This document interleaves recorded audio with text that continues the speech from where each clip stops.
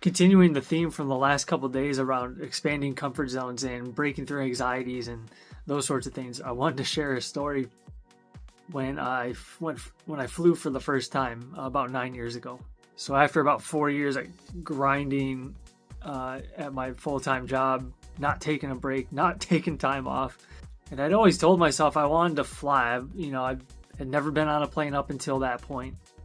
One of my best friends was living in California at the time, someone I grew up with, and he was always opposite of me in terms of like risk taking, and he was in the Marines at one point, and even though we're good friends, I've always been a little more reserved in certain ways, and he is not. I was burnt out on life. I just wanted to hop on a plane and go somewhere, and I had the opportunity to go visit him out in Cali. Even growing up on a vacation, I never went on a flight like with my parents or anything when we went anywhere. It was always driving. So I was like, all right, well, I'm doing this myself. So here we go. To say I was a nervous wreck is an understatement, but I definitely knew it was something I wanted to do. But of course, like when you want things to go smooth, they don't always, and you have to adapt. I remember taxiing on the runway, and like my nerves are about as high as I can remember them being. The plane's revving up to like take off on the runway, and then I hear, and it shuts down. What was that? Pilot comes on the radio. He's like, "Oh, sorry, folks. There's just a little bit of air traffic over Chicago. We're just gonna be delayed for a couple minutes. Nothing wrong with the plane."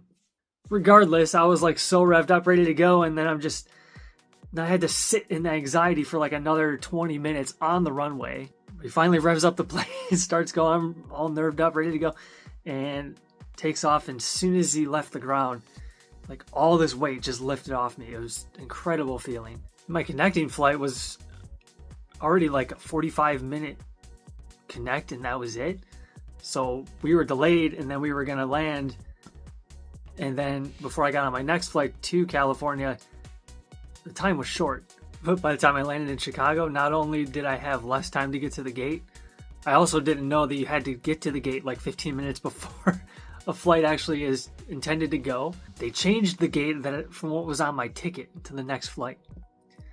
Now the videos in this series I'm trying to keep at around 3 minutes or less, so you have to wait for part 2. So if you want to hear the rest of the story, stick around for tomorrow. I'll see you in the next day.